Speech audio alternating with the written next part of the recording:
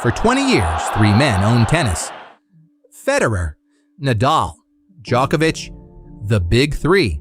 And then two kids in their early 20s walked in and split their entire kingdom between them. Jannik Sinner and Carlos Alcaraz have won the last 8 Grand Slams. Between just the two of them, nobody else gets a look. But here's the part nobody wants to say out loud.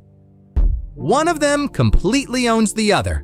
Carlos Alcaraz leads their rivalry, 7 majors to 4, a career Grand Slam already finished at 22. And yet, right now, it's Jannik Sinner who sits at number 1, defending Wimbledon, cleaning up a major, without the one man who beats him even in the building. So who's really the best player alive? Let the numbers settle it. Start with what these two actually did. They didn't just arrive. They ended an era. For 2 straight seasons, 2024 and 2025, Sinner and Alcaraz won every single Grand Slam on offer. All 8, 4 each.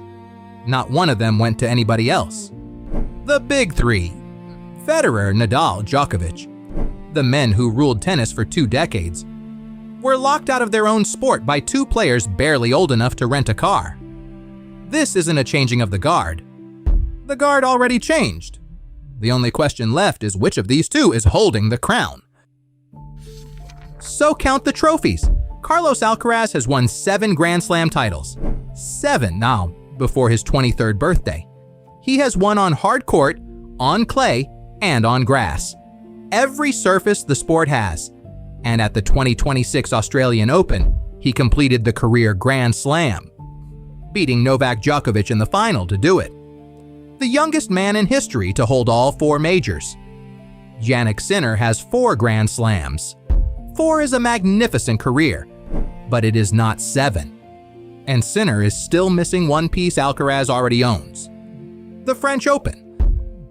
On the trophy count, it's Alcaraz, and it isn't close. But trophies are the past. What happens when they actually play each other? This is where it stops being a debate, because when Sinner and Alcaraz step onto the same court, Alcaraz wins. He leads their head-to-head 11-7. He has beaten Sinner on every surface. And in 2025, in the greatest match either has ever played, Alcaraz came back from 2 sets down at the French Open, saved 3 championship points, and beat Sinner in 5.5 hours.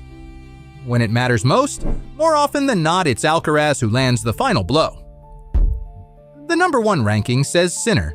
The scoreboard, when they meet, says Alcaraz. And yet, don't you dare count Sinner out. Because right now, today, Jannik Sinner is the number 1 player in the world.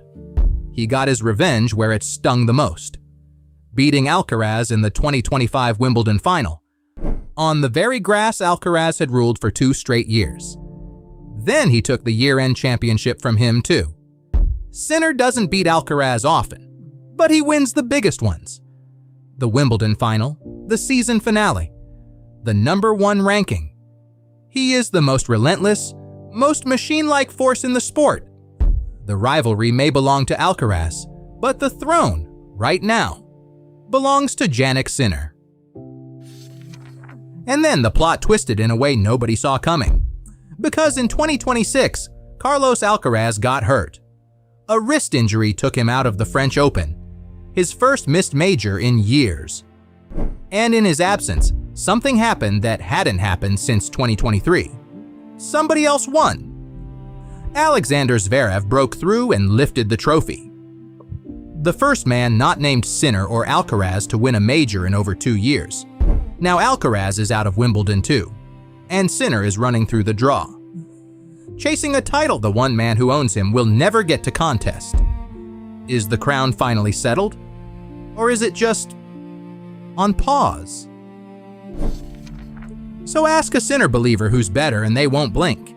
Number 1 in the world, they'll say. The reigning Wimbledon champion. The man who beat Alcaraz on grass when it mattered and took the year-end crown right out of his hands.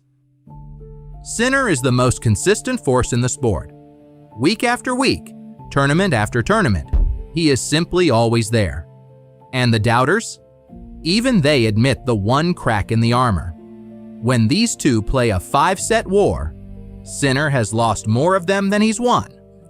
He is number 1 in the world, over the one man who keeps beating him. That's the case for the machine.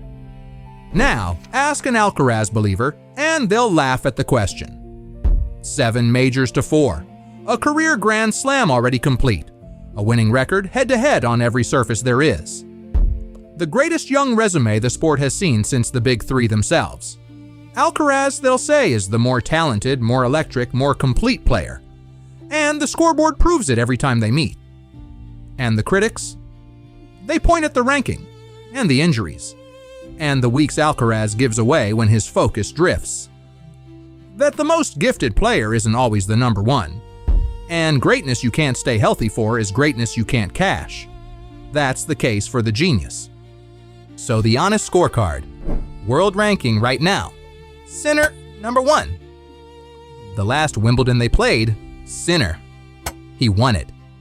The year-end championship, Sinner, his too. But Grand Slams, Alcaraz. 7-4. The career Grand Slam, Alcaraz. Complete, and Sinner still chasing it.